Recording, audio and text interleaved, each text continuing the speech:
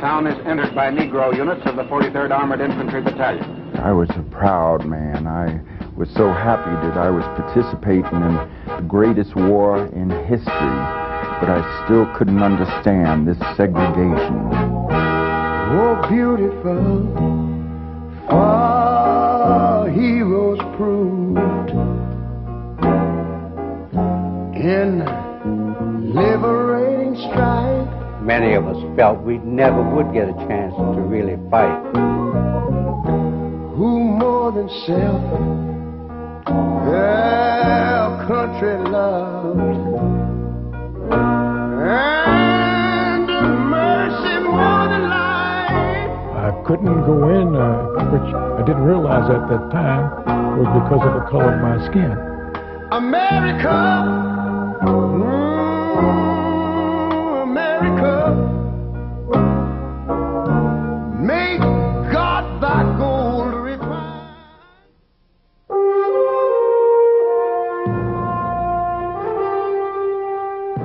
The story of African Americans in World War II is indeed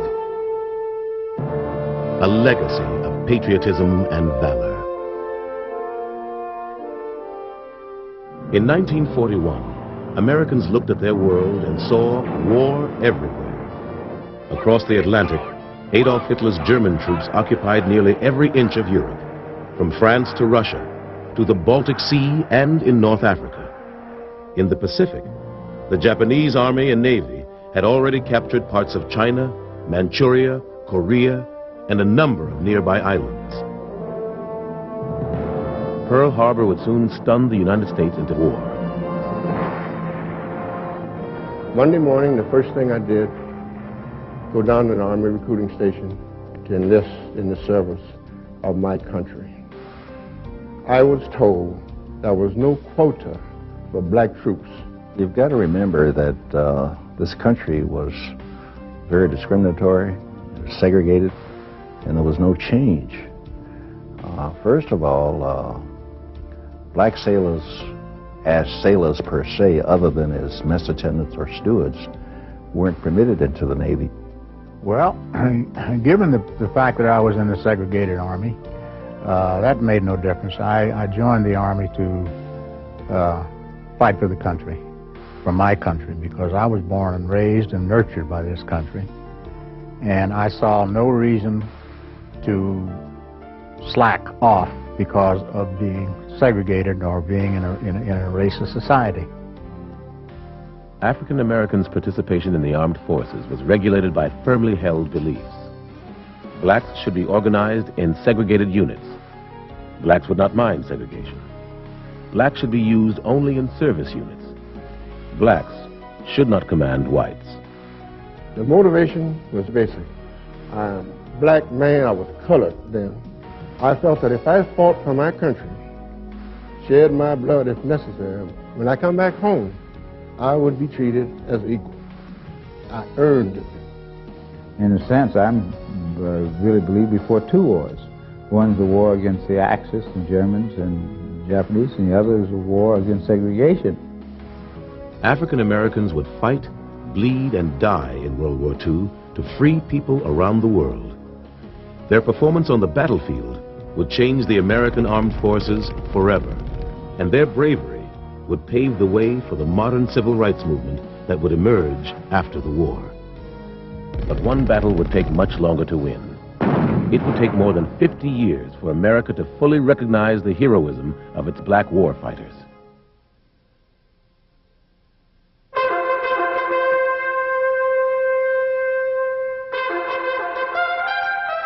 More than 50 years ago, an unspeakable tyranny threatened the world's freedom, and men and women in overwhelming numbers answered the call to arms.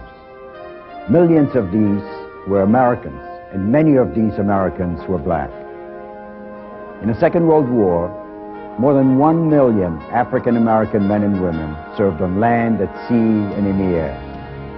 They served also to ensure that the freedom for which they fought abroad could not be denied at home.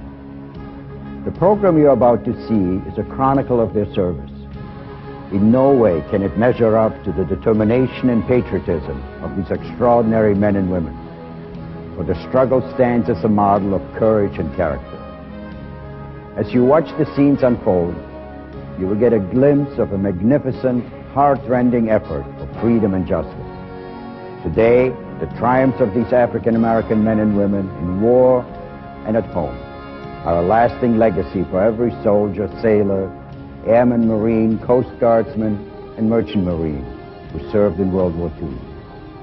But even more, what they gave, what they suffered, and what they accomplished is a shining example to free men and women everywhere.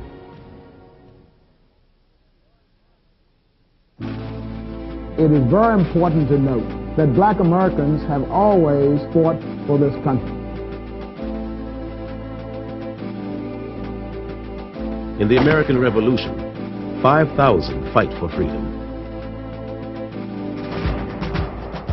The War of 1812, thousands more serve on land and at sea. The Civil War. African Americans fight for freedom and dignity.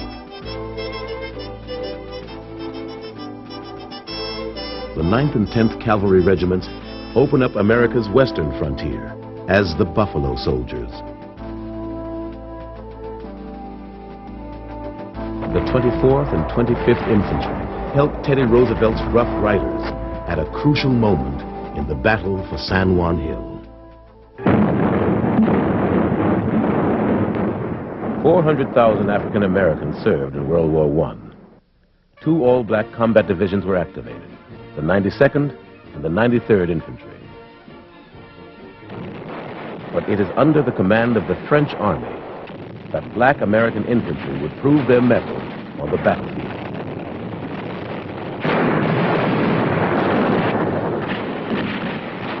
For their bravery, France awards black soldiers its highest medal, the Croix de Guerre, and the United States awards black soldiers from both units the Distinguished Service Cross. Despite their bravery, the number of black soldiers in the Army are severely reduced during the period between World War I and World War II. In 1940, there were only 4,451 African Americans in the United States Army. 5 were commissioned officers and 11 warrant officers. The rest were enlisted men, mostly in service and supply units. There were no black Marines and only a few mess stewards in the Navy and Coast Guard.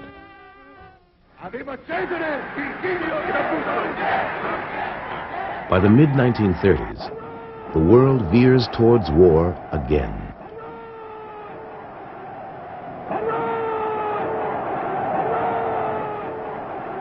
African Americans still must fight for the right to do their part.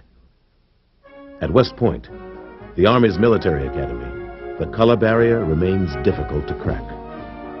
Benjamin O. Davis, Jr. graduates from West Point in 1936. He is the first African American to graduate from the Point in the 20th century. Not one social word was spoken to Davis in his 4 years at West Point. The Reserve Officer Training Corps, ROTC, allows some African American college students to become officers. Meanwhile, African American organizations and newspapers petitioned President Franklin D. Roosevelt and his administration for dignity and equality in the armed forces. There is a grave apprehension among Negroes lest the existing inadequate representation and training of colored persons may lead to the creation of labor battalions and other forms of discrimination against them in the event of war. September 1940. Congress passes the Selective Service and Training Act.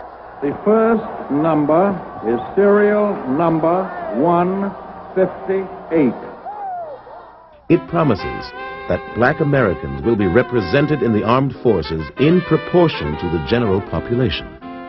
PFC, the CPL, SGT, the LT, CP, the OD, the MP makes you do cappy. It's a G.I. jive, man. But the Marine Corps isn't accepting blacks.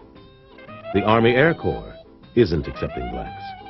The Navy is, but only as mess attendants. The Army takes African Americans, but only as replacements for its all-black units. On the home front, blacks face discrimination in the expanding defense industry. African American organizations continue to protest. A. Philip Randolph sets a July 1st date for a march on Washington. To stop the march, President Roosevelt offers a compromise. He issues Executive Order 8802, which establishes the President's Committee on Fair Employment Practices. The order promises to end discrimination at factories producing for the national defense. 6 months later, the United States enters World War II. December 7, 1941, a date which will live in infamy. The V for victory becomes the double V for black Americans. Victory over fascism, victory over racism at home. The double V becomes a rallying cry for African American participation in America's armed forces and on the home front. Someday he'll come along. From black entertainers joining the war bond campaign rallies, to farm workers, to workers on the assembly line, African Americans help boost morale and supply America's armed forces. I'll do my best.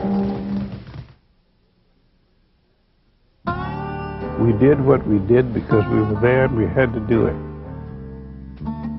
You had over 50,000 black soldiers, and they were from the port of embarkation, where all the goods come in, all the way up into the jungles, which is where we were. Early in the war, African American troops are sent to remote corners of the world to build roads and airstrips for future battles. One of the war's most formidable construction projects is the Lido Road. Running from Lido, Assam in India to Kunming, China, over the Himalayas and through the jungles, the Lido Road will be more than 1,000 miles long. We would supply the Gurkhas and the Indians also who were fighting up around Burma where the Japanese were fighting at the time. We also supplied American supplies, and we also supplied the Chinese. Of 15,000 troops who build the road, 60% are African Americans. The 823rd Engineer Aviation Battalion begins work on the road in December 1942. The 849th and the 1883rd Engineer Aviation Battalions and others soon joined them. Freight trains of the Bengal-Assam Railroad pull into a transfer shed located near the point of origin of the Lido Road. A detachment of Negro engineers began work on the road in December 1942. In this headquarters area, the Negro units handle every phase of the operations incident to moving vital replacements along the Lido route. On January 12, 1945, the first convoy of soldiers traveled the Lido Road. And when the first convoy from India to China rolled over the completed road, 25 months later, a Negro was driving the lead vehicle. In driving, instead of shifting automatically, double clutching, when you start going up the mountains, you don't have time to double clutch if you have a loaded truck, so you fly clutch it. So you slip past the gears. It's rough on the truck, but you got to your destination safely. On the other side of the world, African American troops battle frigid Arctic temperatures and blinding snow to build the Alcan Highway. Well, black soldiers, some of them had never drove a bulldozer, had never drove a truck, a big heavy truck, never drove a road grader, but they learned how to use that and did that kind of work themselves. We wasn't taught to do none of that kind of work. The terrain was very rough, it was unstable, it would vibrate, which made it rather difficult for the bulldozers. The temperatures varied anywhere from 32 below zero down to 65 below zero. Bulldozers would freeze to the ground, trucks would freeze to the ground, and then once you cut the motor off, you couldn't get any of them started. On the Alaskan Highway, the black troops were housed in pyramidal cloth tents while the white soldiers were in mason huts and housing some of the army bases. What protected the black soldiers inside of the tents, the frost was about an inch thick, which acted as insulation. From April 1942 until July 1943, black soldiers work on the 1,600-mile highway that will link Alaska, Canada, and the United States to supply Allied forces. It was a great accomplishment. It's a great feat, and some compare it with building the Panama Canal. Planes for Russia at Fairbanks, Alaska.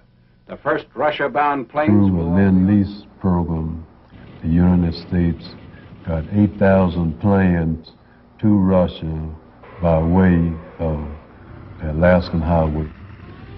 African American soldiers also build airfields that paved the way for the liberation of Europe.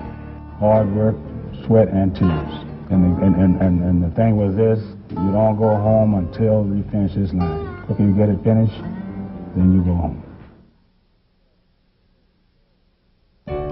The Tuskegee experiment was designed to fail. I was not going to fail. The officer in charge told me, he said, well, we don't have any colored in the military, Army Air Corps. There are other places for you, and we will not have any.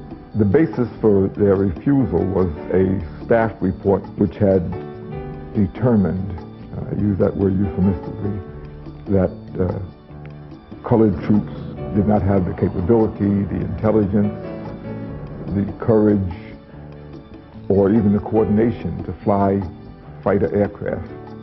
There were a couple of young black men in the Chicago area who felt so strongly about wanting to fly military aircraft that they rented an old Lincoln Page biplane and flew it to Washington to focus on the fact that blacks did not have opportunities to learn to fly military aircraft.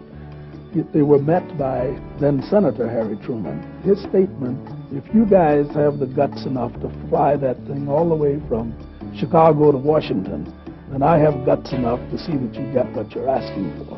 Mrs. Roosevelt went down to Tuskegee on a visit, and while she was there, she went out to Moulton Field and she met Chief Anderson, who was the chief pilot of the primary phase of flying. And she went, to the dismay of the Secret Service and everybody, she went for a ride with Chief Anderson. And when she went back to Washington, within a short time, the Tuskegee experiment was begun. The War Department announces plans for the formation and training of an all-black pursuit squadron. An airfield to train the pilots is built in Tuskegee, Alabama. The first class consisted of 12 students and one military officer, who was then Captain Davis, who later became the commander. I was transferred from the base at Tuskegee Army Airfield to command the 99th in August of '42. We were very much interested in flying. I think that everybody felt that this was an opportunity because they'd not had the advantage of such training before. We had come to the realization that that it would not come easy, that we would have to be almost twice as good as the other people if we were to succeed, but admonished ourselves and admonished our comrades that this was not only for us, but it was for our whole race of people. In April 1943, the 99th Flight Pursuit Squadron leaves for North Africa. Lieutenant Colonel Benjamin O. Davis, Jr. is in command. He has no combat experience. The 99th is stationed at Cape Bon, attached to the 33rd Fighter Group. Trained for pursuit, the 99th ironically flies bombing and strafing missions in North Africa and Sicily through the summer of 1943.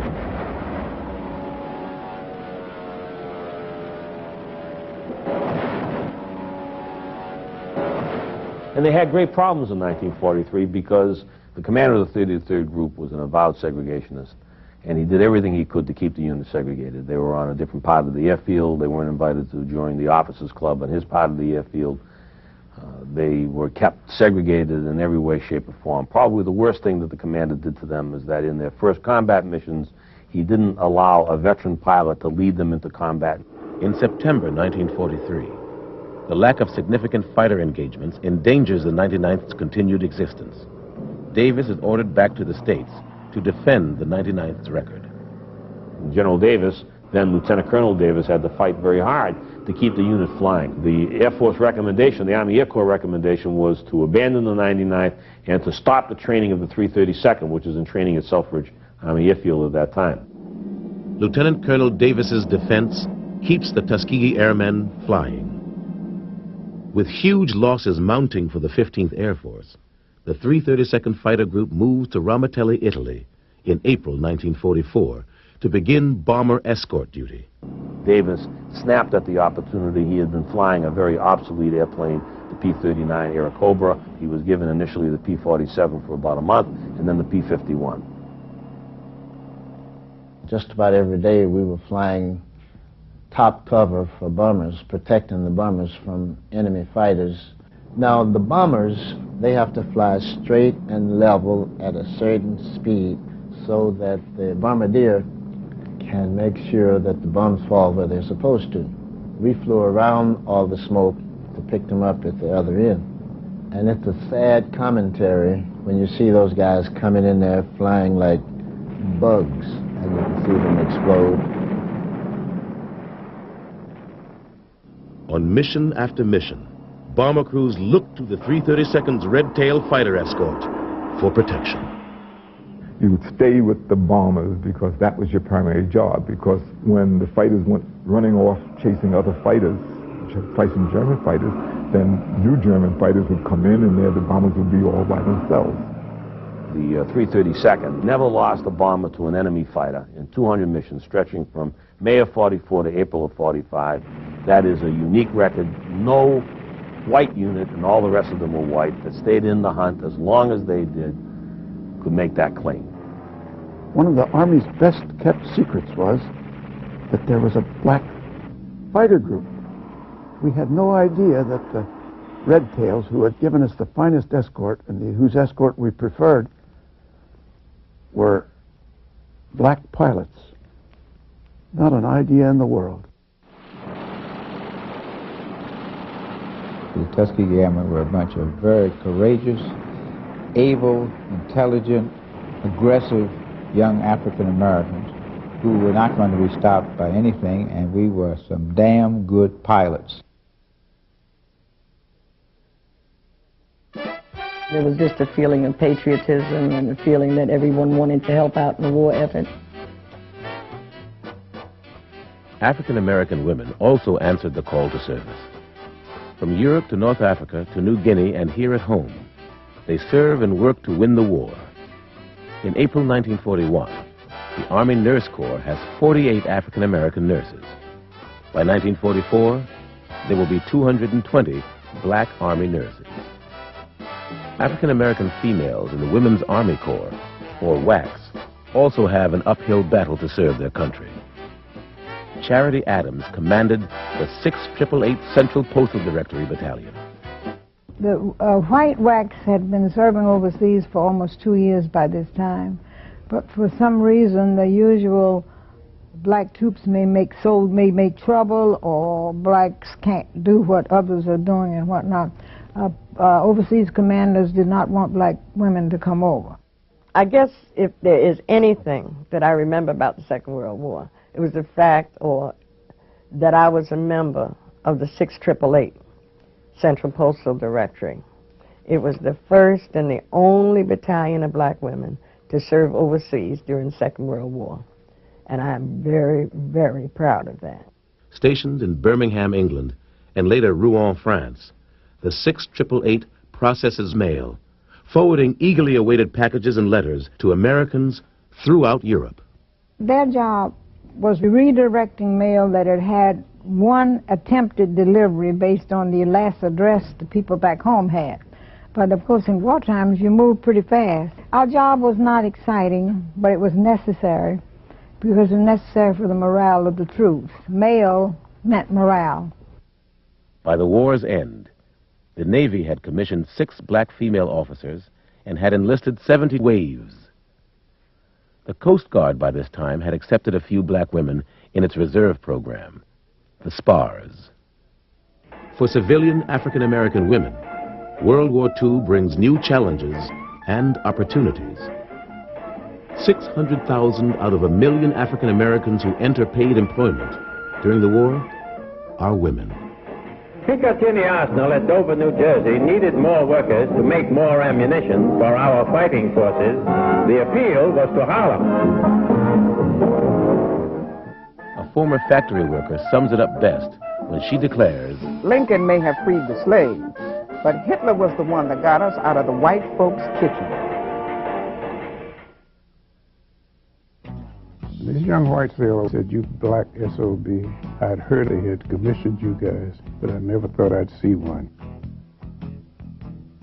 So I was standing down on the corner of 14th and Independence Avenue, all dressed up in my blues, and I never got so many hate stares in my life from white servicemen who looked at me as well said, "Who does he think he is?" The Navy resists taking blacks, except as stewards.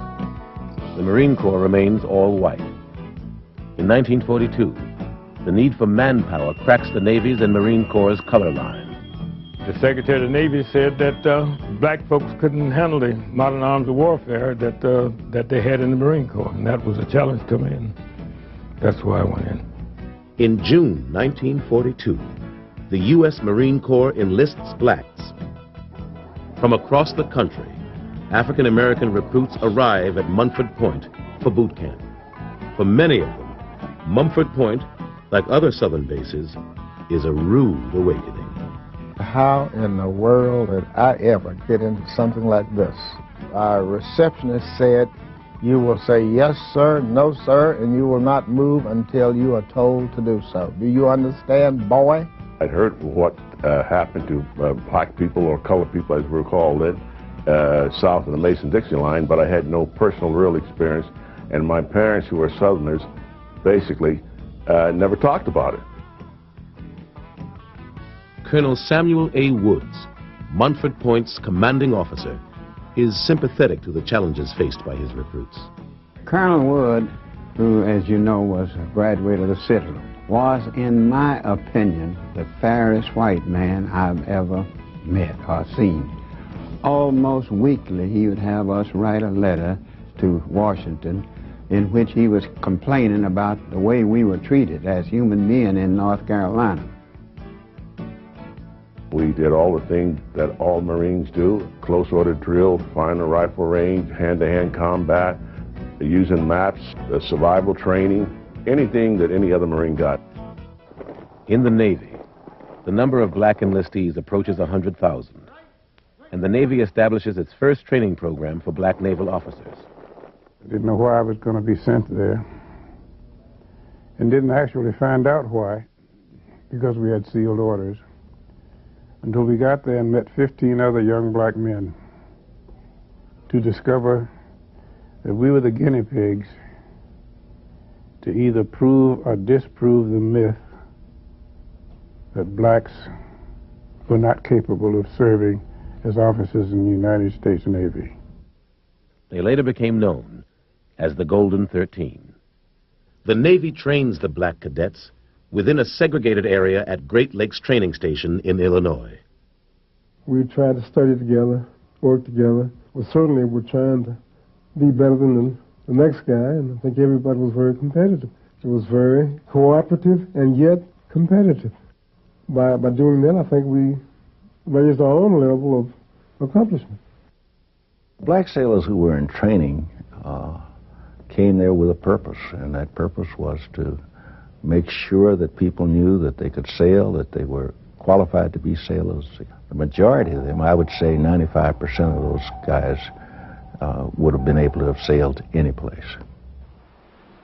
The Navy's USS Mason and the PC-1264, with their predominantly African-American crews, escort and protect vessels during the war years.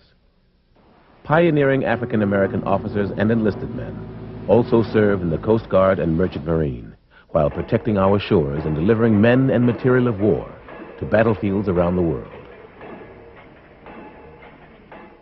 Afro-Americans knew nothing about airborne because it's a very elite service. It was restricted then only to whites.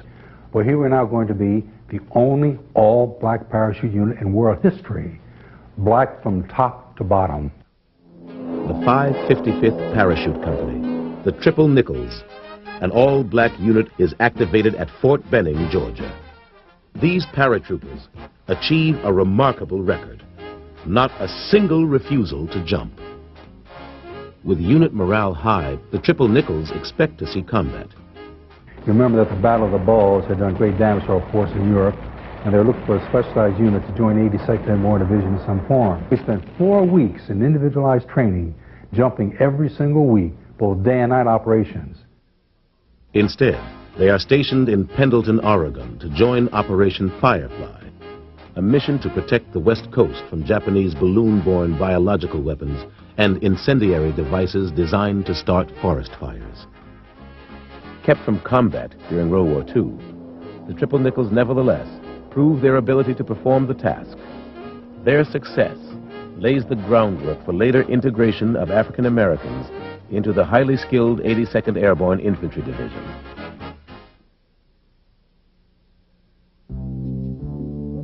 It was one big noisy mess.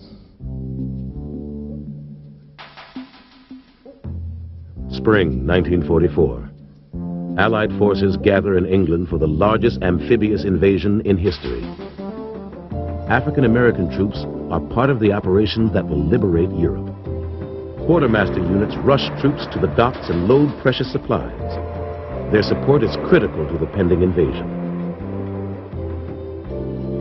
June 6, 1944. Normandy, France. D-Day. The invasion begins.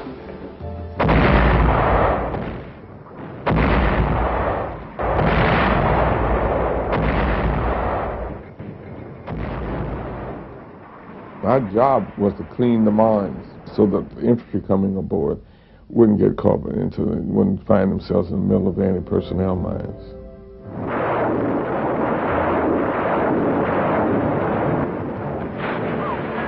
At Omaha Beach, black soldiers of the 320th Anti-Aircraft Balloon Battalion released barrage balloons to protect the Allied troops and ships.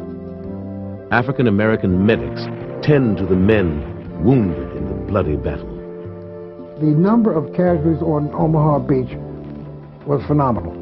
We had never seen that many, or even thought that there would be that many casualties. I helped, along with other medics, to dress and to do the best we could with the wounded. Port companies arrive in Normandy. They work 30, 40, 50-hour shifts, building docks and unloading supplies that will sustain the Allied push toward Germany.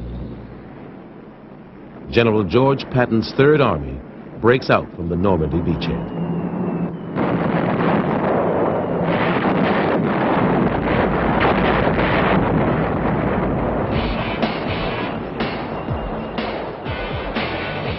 To supply Patton's troops in their dash across France, the Transportation Corps establishes the Red Ball Express. Nearly 70% of the soldiers who man this massive effort are African American. The 469th Quartermaster Unit is in charge of 30 truck companies. They deliver food, ammunition, and fuel to the troops, and transport prisoners and casualties to the rear area. These unsung heroes of the road live up to their motto: keep 'em rolling, keep 'em supplied, keep 'em smiling. During World War II, the Red Ball, they constantly was going all the time. No stopping, always on call, any time of day or night. The Red Ball Express carries 8,000 tons a day for 4 months. From August to November, they will haul more than 400,000 tons of supplies. By the end of 1944, nearly 480,000 African Americans are serving overseas. In World War II, the African American experience, at times, it was not nice. I was quite frustrated with what was going on. We had to keep our thoughts and our minds on the big picture instead of worrying about segregation. The regiment really was not as well equipped and as well trained as it should have been. 92nd Division was named for the Buffalo soldiers of the 9th and 10th Cavalry. The 92nd Infantry Division is reactivated in 1942.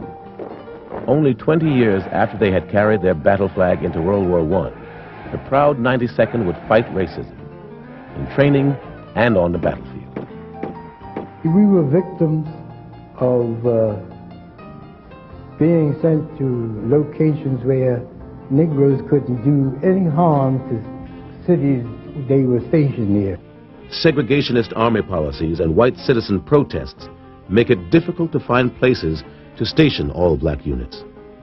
With the all-black 93rd Infantry Division stationed at Fort Huachuca, Arizona, no other single post is available for the 92nd. When the 93rd ships out to the Pacific in 1943, Fort Huachuca opens for the 92nd. White commanders of black units were Southern selected officers. And I found personally, and other black men found personally, that men who were generally not from the South were more considerate toward us, more respectful toward us. And we enjoyed serving under them more so than from under the white Southern officers.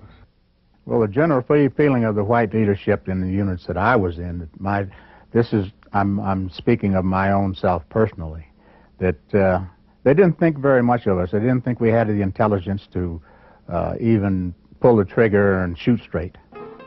Army practice kept white officers from serving in units where they were junior in rank to any black officers. This created tensions in the 92nd. This practice limited the use of black officers and, more importantly, restricted their rank. I was angry. It made me feel very, very angry. The fact that my intelligence was insulted every time that I would make a suggestion on a tactic. The black officers were never given any latitude in any command situation at all. I was downgraded because I was black. The 92nd is commanded by Southerner Major General Edward M. Allman. It is in a climate of racial mistrust that the 92nd trained for combat. Brigadier General Benjamin O. Davis Sr., on an inspection tour, noted that Major General Allman had overlooked the human element in training, with no thought to establishing racial understanding. My combat team was one of 3 combat teams in the 92nd Infantry Division. We were informed after maneuvers by the division commander that the 370th Infantry Combat Team would prepare for overseas movement. We were going overseas, so we were just going overseas. And we didn't know where we were going. We went into combat with the 5th Army, who Mark Clark commanded. We were attached to the 1st Armored Division. The 370th Infantry and the 598th Field Artillery, made combat ready with the best soldiers from the division, deployed to Italy. They joined Allied forces fighting along the Gothic line, stretching from north of Massa eastward to Bologna.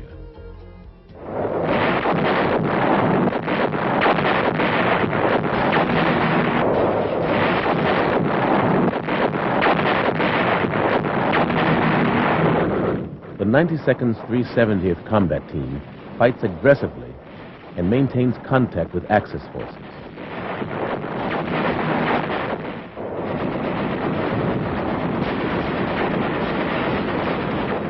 After 6 weeks of Allied success, the Axis forces withdraw into the Rommel-designed Gothic line. The German soldiers in Italy were seasoned soldiers. They had come from another front. Namely, I think most of them came from southern France. They knew what they were doing. When you ran up against a bunch of them, you knew you were in a fight. The rest of the division arrives in late October and November and goes into the line.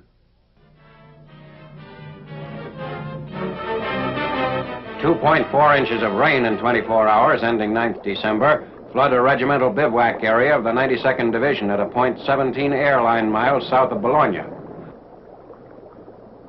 A field artillery battalion improvises a ferry to carry ammunition to a stranded battery across the swollen stream.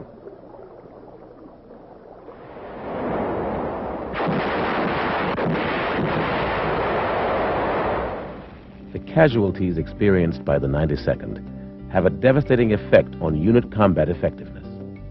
Black replacements are sent into theater with little or no combat training. Many cannot read or write. They are ill-prepared for combat. The morale of the black soldiers, the enlisted personnel in the 370th at the time that I joined them, was very low. Most of these soldiers that were draftees. They didn't want to be there. And when they got there, they were treated very badly. They weren't treated like human beings.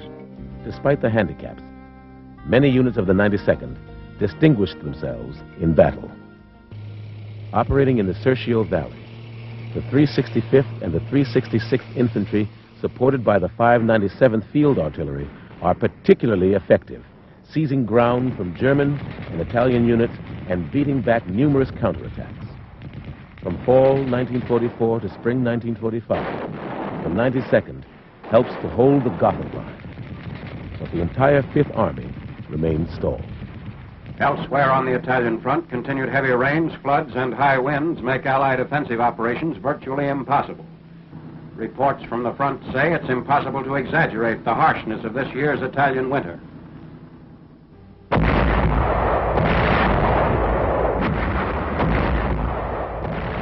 In April, the Fifth Army begins its final drive through the Gothic line. There have been changes. The 92nd is reorganized as an integrated force. Attached are the famed Japanese-American 442nd and the white 473rd Infantry, along with the black 370th. They roll up the western Italian coast, liberating the ports of Massa and Genoa. Many African Americans distinguished themselves in the Italian campaign, but received little recognition. There was a definite program afoot to suppress acts of bravery or acts of heroism on the part of the black soldiers. I never heard any stories or any comments concerning bravery by black soldiers from any of the white officers. Every time we turn around, we hear about acts of bravery of the white soldiers. For the 92nd, World War II ends on April 30th, 1945, when German and Italian troops they had fought since August surrendered. Most of them were excited. They felt as though they were going to get a chance to see some action. Under the leadership of General MacArthur and Admiral Nimitz, Allied forces undertook the island-hopping campaign that led to the Japanese homeland. Black troops are in the thick of the ferocious fighting. The first African-American unit to engage the enemy in ground combat was the 1st Battalion of the 24th Infantry, fighting on Bougainville.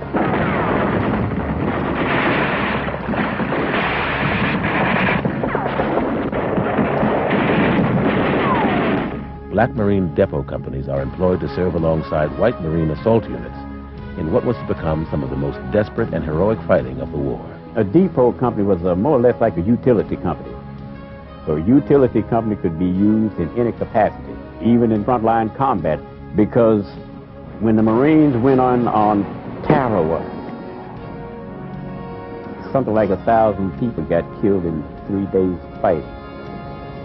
I think they lost approximately 4,000 on Iwo Jima. They lost thousands on Okinawa. When you're on that beachhead and they're dropping those mortars and artillery shells on you, that's about as much frontline combat as you can get in. Marine ammunition companies are on the beach in the invasion of the Marianas, carrying ammo to the front lines and building supply dumps. African-American Seabees perform much-needed construction projects on the far-flung islands of the Pacific, including Guadalcanal, New Caledonia, and New Georgia.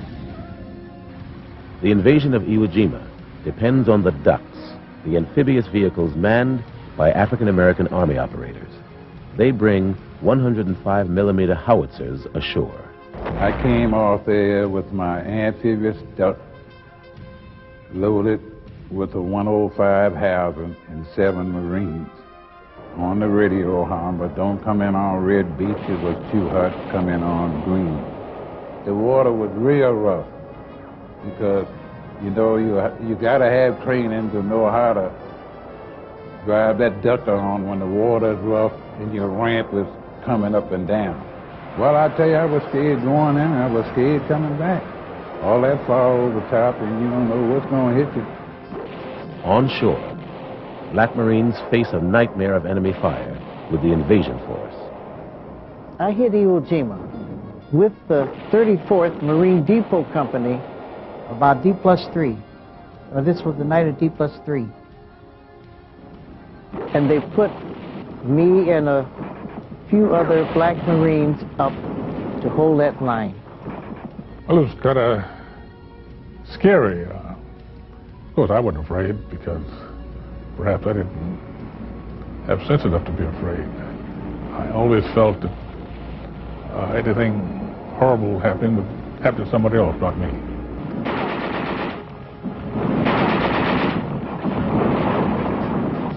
As it grew on and got darker, I realized that I was up on that line by myself. There being no light so you can see, all around me I could hear Japanese talking. You knew that the enemy was out there, and you wondered whether or not you'd be able to get into the beach safely, or whether or not perhaps you'd have problems getting in. The intensity of the fire on such a small area that one could have been killed at any one time, at any one place.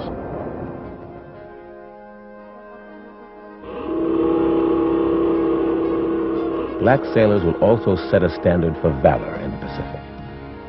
Aboard the battleship West Virginia at Pearl Harbor, Navy messman Dory Miller mans an anti-aircraft gun and engages attacking Japanese planes.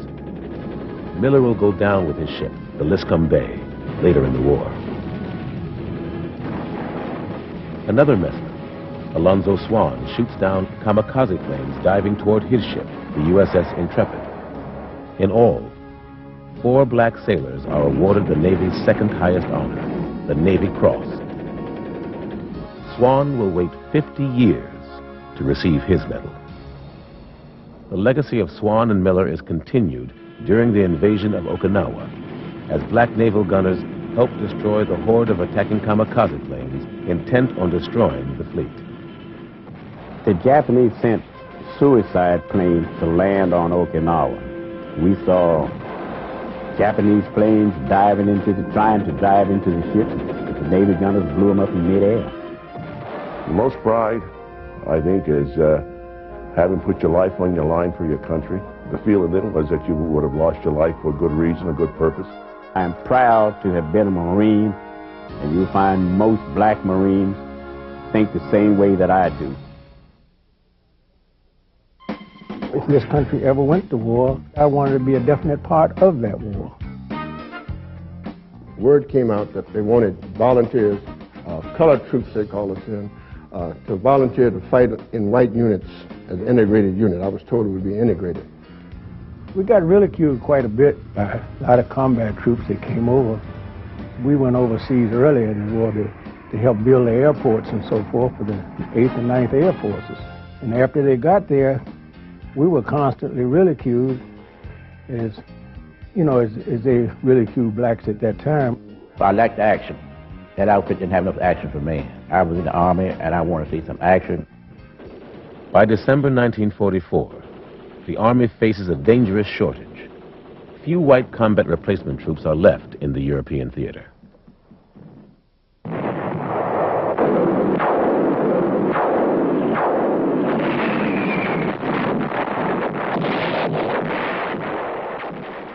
When the Germans launch a counteroffensive in the Ardennes, the need for reinforcements becomes crucial. There is only one place to turn: the all-black support units behind the lines. For the first time in the war, the Army asks African-American soldiers to take their places in combat units with white soldiers. The response exceeds all expectations. The sergeant came up and said, anybody want to sign up for the infantry? Didn't hear no more about it till the next day. I went to town. I came back, the medical officer was there examining people, for the infantry. And all those were passed. I think the next day they was gone. Almost 5,000 black soldiers volunteer. They know they are trading the safety of duty in the rear to risk their lives on the front lines.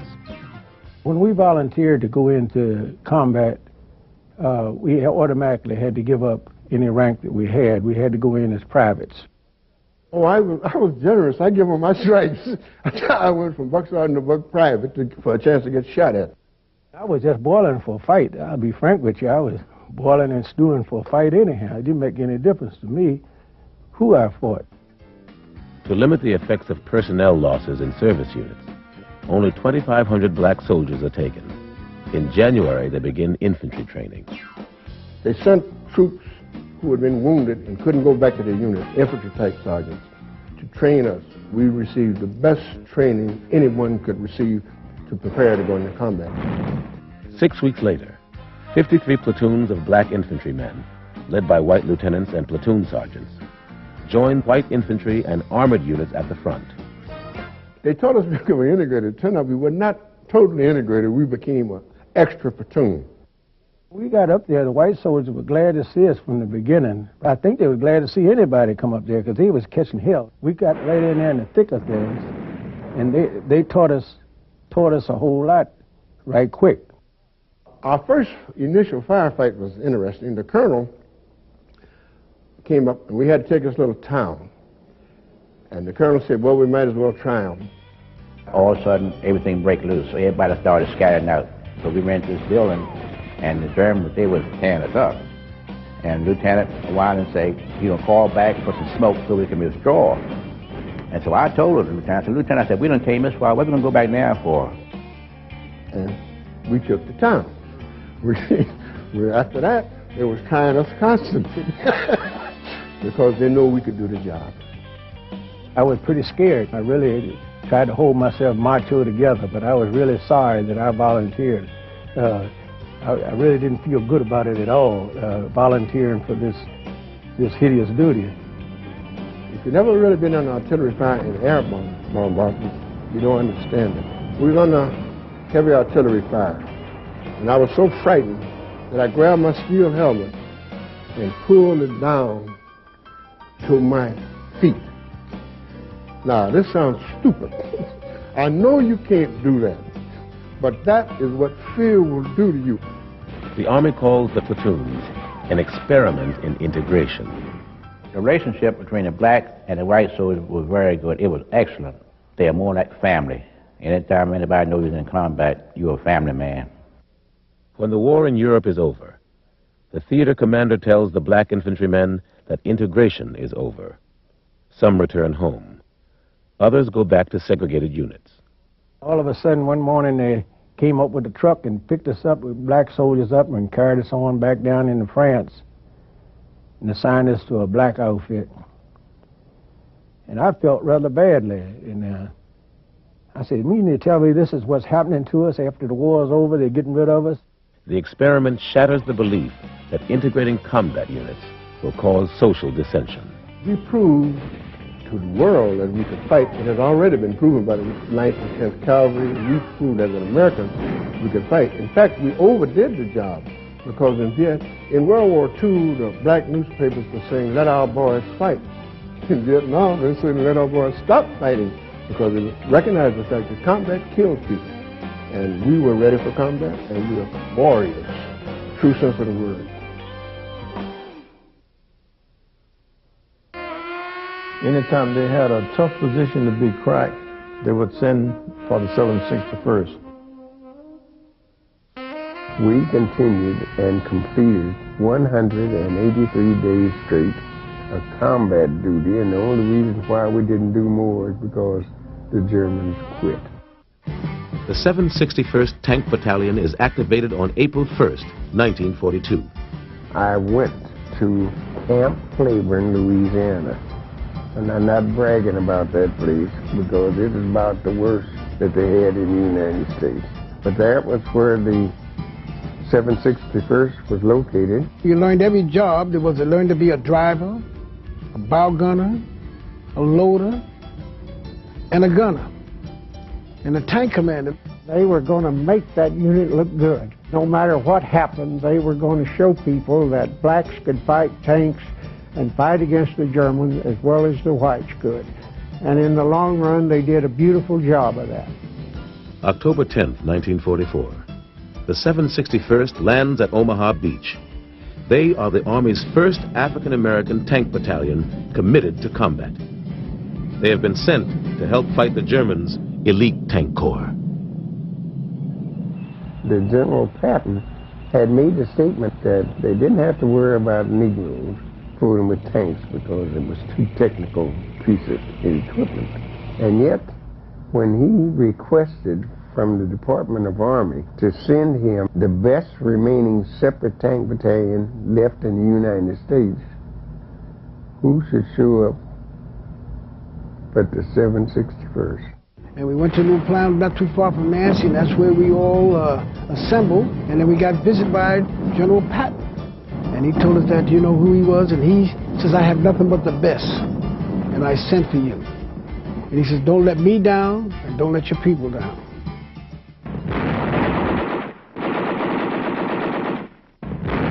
We were pinned down, buttoned down in these tanks. The first battle on Chateauveau and Chateau Saline. And we had a hell of a battle there. And we took no cities. We took those 3 cities the first day. And we unbuttoned, came out, and they almost fell off their feet to see that we were black. Through November, the 761st battles its way through Jussey, Mauvais-le-Vic, and Goubling. This unit had an exceptional record in combat. December 1944. The Battle of the Bulge.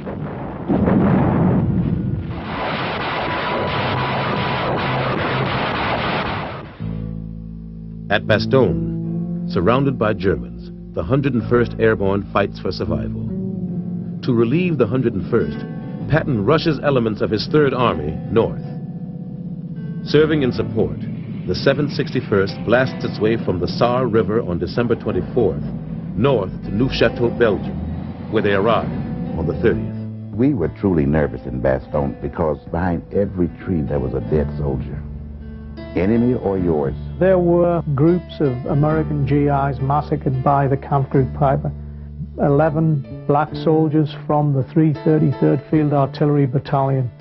When the bodies were recovered and it was discovered that they had been mutilated, they had bashed some of their skulls in with rifle butts, gouged their eyes out with bayonets. We never fought as one unit together. They just split us all over the place. And I think that even confused the Germans, because I guess when everywhere they looked, they saw black tankers. I guess they thought it was a whole bunch of us.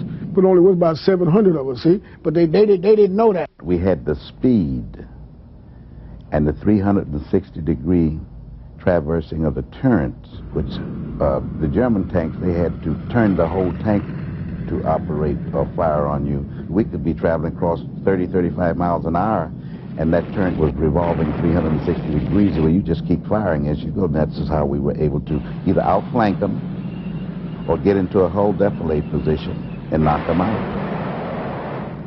After the Battle of the Bulge, units of the 761st go on to fight in Belgium at Bonneroux, Raisogne, Tillet, and Pirompi, in Luxembourg at Steinbach, in Highland at Jabek, and Erling. On March 3rd, the 761st Tank Battalion enters Germany. They reconstituted a task force and called it Task Force Rhine, and we tankers were given command of the operation. This was the outstanding and one total operation involving all of the battalion, and we broke a hole through the Maginot Line, through the Siegfried Line, into the Rhine Plain. An entire armored division of the 7th Army poured through that hole and went all the way to the Rhine with no opposition whatsoever. My men were magnificent. The 761st captures 3,000 enemy troops and expends 50 tons of ammunition during Task Force Rhine operations. attached again to Third Army, the 761st spearheads Patton's drive through Germany to Austria. What used to surprise me, I wondered, why did we pass all of these tanks pull over to the side? A division, and here comes the 761st, beat up, tired, tank battalion to go in and lead the way. On their journey through Germany, the 761st witnessed the horrors of war. 761st was assigned to the 71st Infantry Division at the time that this division liberated a camp near Wels, Austria. The name of the camp was Gunskirchenlager, and it was one of the smaller refugee camps or concentration camps. The 761st meets the Soviet Union's first Ukrainian front on May 6th at the Inns River. Now, my husband has had lots of troops since then, but whenever he talks of soldiers, whenever he talks of fine soldiers, of good soldiers, he talks about his soldiers, who are the men of the 761st. We had a chance to prove that the black man could be a good warrior. Well, the impact of awarding me the Medal of Honor, to my thinking, is that somebody wants to salve their conscience. It should have been done at the time that these awards were made, the Distinguished Service Cross. At the time the men did these heroic acts. But it was a time of complication. It was a time of trouble between the races. We were a very different society in that time. For more than 50 years following World War II, no African Americans are awarded the Medal of Honor for actions performed during the war. The Medal of Honor is very specific. You don't have to just be brave. You got to do it above and beyond the call of duty. All hell broke loose. We were just trying to keep them from coming down any further, and that's where we had a young lieutenant by the name of John Fox, who was up on Simon Kalina. He was our forward observer, and he asked for fire, our own fire, on him to stop the Germans that were coming down. Well, it ought to make the country look a little more closely at what was done by the black soldiers, what was done to the black soldiers. It ought to shed some light in a dark corner of our closet. Sergeant Reuben Rivers, he was the point man for Company A. He led the way coming into Dublin. His tank hit a landmine and it split his leg from his knee cap all the way up his leg. The medics, they said, man, this is $1 million wound. So that meant you can go back home. You're out of the war, it's over for you. And he said, no. He said, they need me here. And the next day, when we had to move out, and Captain William, he gave us an order, said, be careful when you go over this hill. And as we were doing this, my tank commander, Westerson, they told him, back out, Rivers, back out, back out, back out. Tigers are down there, don't you see them? He said, yes, I see them, but I'm going to engage them. And he did. By that time, big white flash hit up by the tank commander's side, and he got killed. It's very important that it be done now while their comrades, the guys who fought alongside them in World War II, are still alive, because the honor and the glory of it reflects on all of them. The Company C was given the mission to break through the German lines to get to an objective called Castle Ettenalfi. We broke through, and when we broke through, they didn't, the Germans did not know we were there. During the action of breaking through the lines, we neutralized 3 machine gun nests, a couple of dugouts. We cut numerous communication lines. In May 1996, the Pentagon forged the names of 7 soldiers to the White House, recommending them for the Medal of Honor for their heroic actions in World War II. There were 1,200,000 black Americans in uniform in World War II, and this is an important symbolic act. But I don't think there's any way in this day and time that you can adequately recognize all that they contributed and all that was denied them in terms of medals and honors and promotions, these sort of things, there's no way that you can balance the books entirely at this remove. We're half a century down the road. All you can do is this symbolic act and give to them some glory, some honor. They earned that, and it's long overdue. If you serve your country, you deserve to be served. It really makes me feel sad that we did our job and fought, but we weren't appreciated.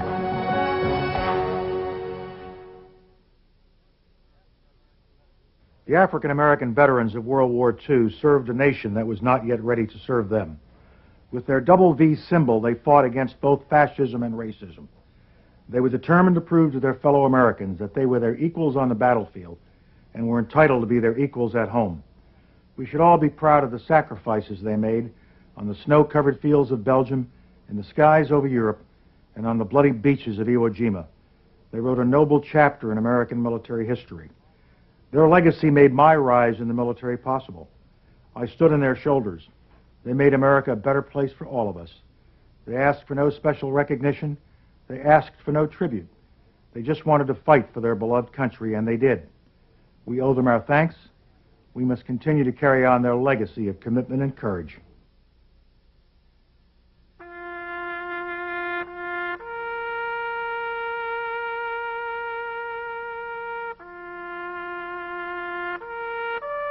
First Lieutenant Vernon Baker, 92nd Infantry Division. First Lieutenant John Fox, 92nd Infantry Division. First Lieutenant Charles L. Thomas, 614th Tank Destroyer Battalion. Staff Sergeant Edward A. Carter, 12th Armored Division. Staff Sergeant Reuben Rivers, 761st Tank Battalion. Private First Class Willie F. James, Jr., 104th Infantry Division. Private George Watson, 29th Quartermaster. Now and forever, the truth will be known about these African Americans who gave so much that the rest of us might be free. A purple mountain majesties over the fruited plain. But now wait a minute, I'm talking about America, sweet America. You know, God done shed His grace on thee. He crowned thy good. Yes, He did.